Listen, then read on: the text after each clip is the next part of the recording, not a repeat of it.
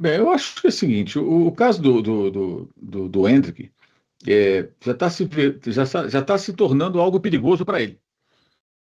Porque se ele não entrar amanhã e não fizer gol no decidir, vão dizer que ele só decide amistoso. Está se criando uma expectativa exagerada em relação a um jogador que também acho que deveria ter oportunidade. O Rafinha ficou até o final do jogo, ele não entrou. Faz sentido. Ele merece jogar, merece jogar. Isso é inegável. Aliás, eu defendi a convocação dele desde sempre. Não aqui nessa live, mas em outros espaços, várias vezes. Ah, mas ele não joga, o técnico não escala. Eu dizia, azar do técnico do time dele que não escala. Ele tem que ser convocado. Sempre achei que tinha que ser convocado.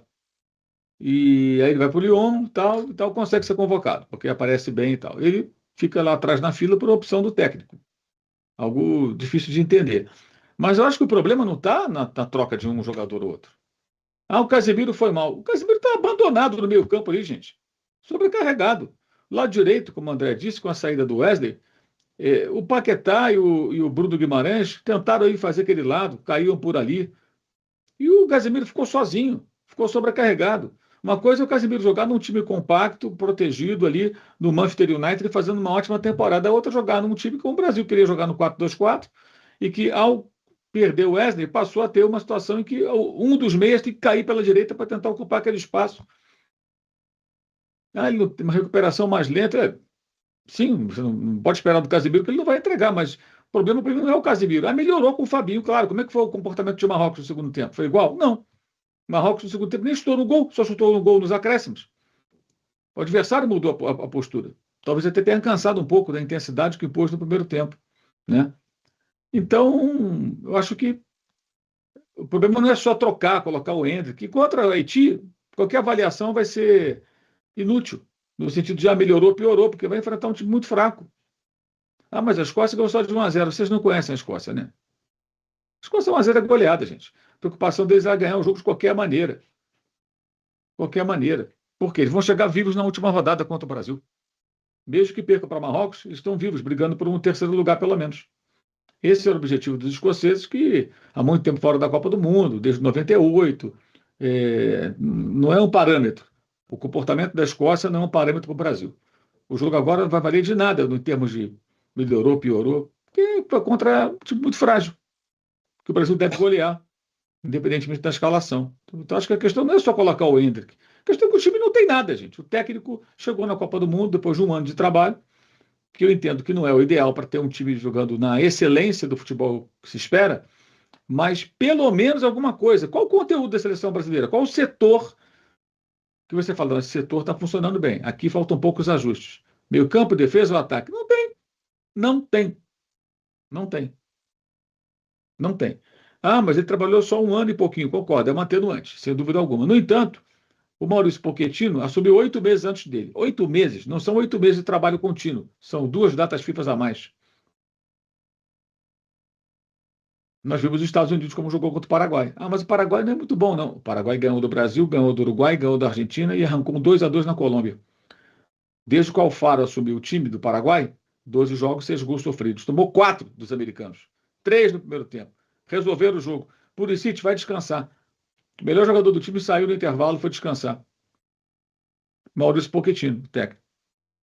A pressão alta dos americanos no jogo contra o Paraguai foi um negócio avassalador. O Paraguai não conseguia trocar 3 passes. Então você vê ali o quê? Conteúdo. Opa, esse tipo pode ser até que os Estados Unidos fracassem, não sei o que vai acontecer. Acho que não, acho que vai dar trabalho. Mas o que você viu ali? Um time que tem um conteúdo. O Brasil tem o quê? O Brasil tem uma pressão alta? Não tem. O Brasil tem uma defesa estruturada? Não tem.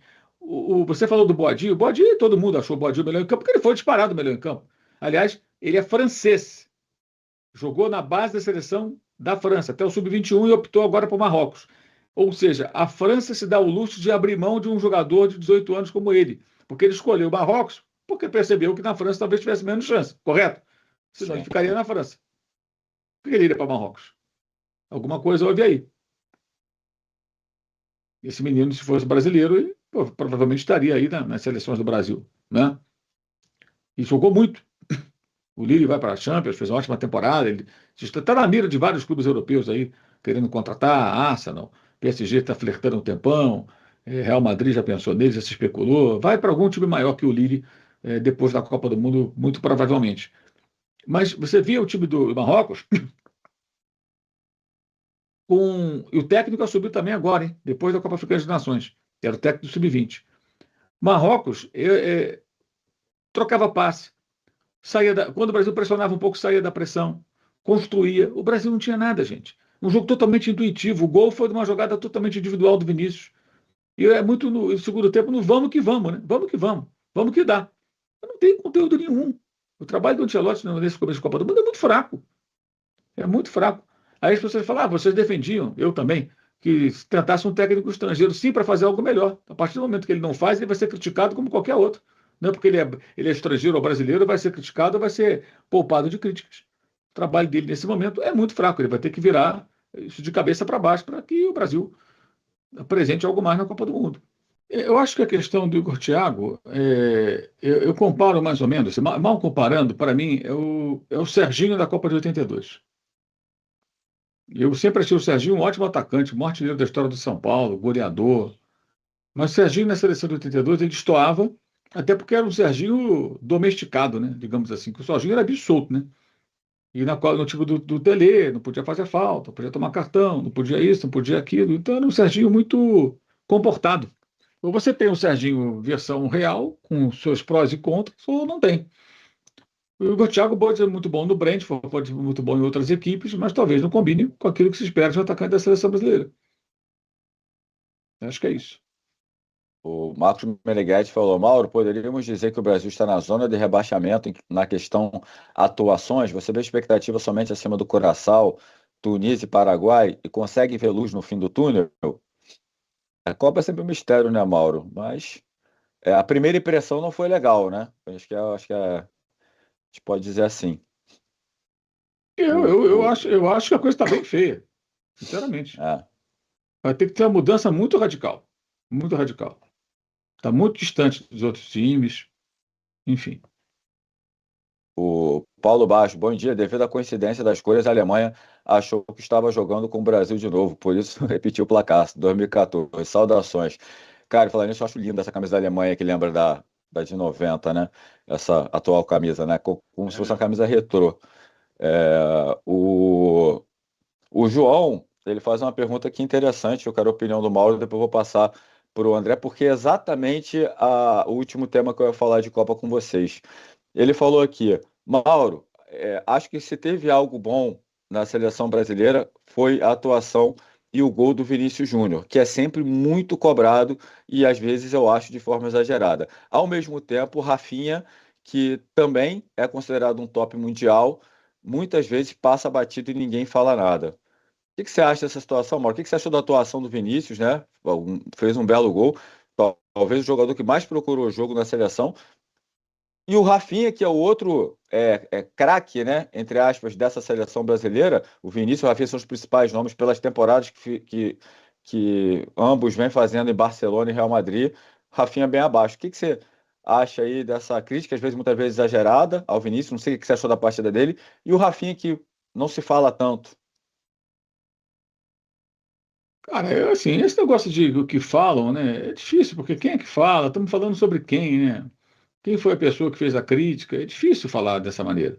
Porque as pessoas mandam assim, uma mensagem, é muito genérico. Quem é que falou? Né? A gente sabe que algumas pessoas são mais críticas com relação a A do que a B. Eu fico com o levantamento feito pelo Falso 9. Vinícius em campo, pelo Brasil em Copas do Mundo, o Brasil marcou 8 gols, ele participou de 7. Com gol, com assistência ou construção de jogada. Então, é falsa a informação de que Vinícius não joga bem na seleção ou não fez nada na Copa passada, e nessa, embora ele tenha errado todas as tentativas de drible, por exemplo, né? Não fez uma grande atuação, mas ele conseguiu gerar algum jogo.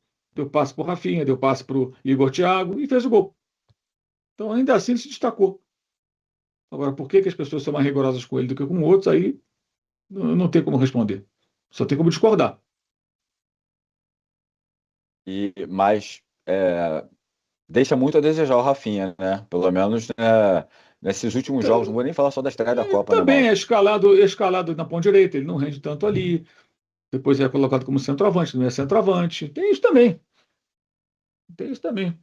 Eu acho que os jogadores são mal aproveitados pelo técnico. Repito, o trabalho dele é ruim. Que nem o do André, Felipão. Vocês viram o Felipão falando do 7-1? Porque não no sabe o que Sport TV. acontecer.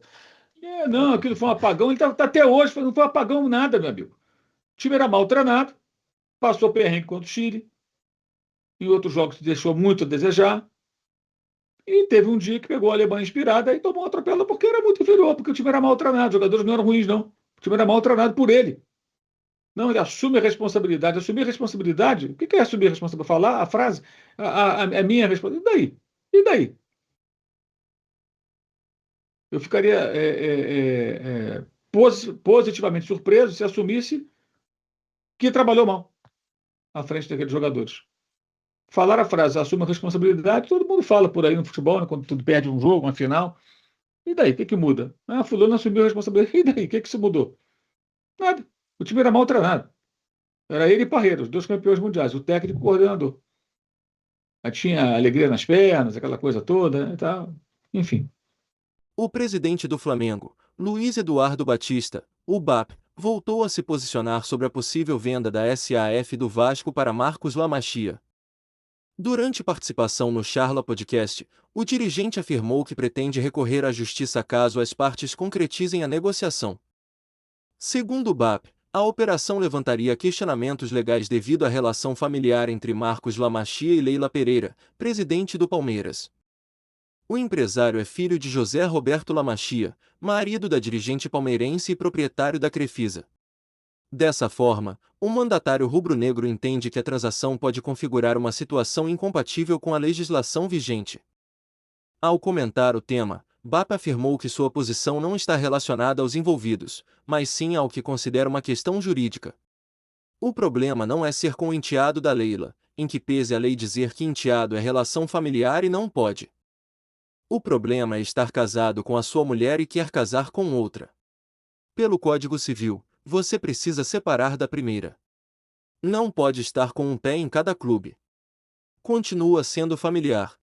Ela sai agora do clube que ela está e entra amanhã. Ou espera acabar o mandato e em outubro do ano que vem entra no Vasco. Não pode estar com o pé em duas canoas, é contra a lei, disparou.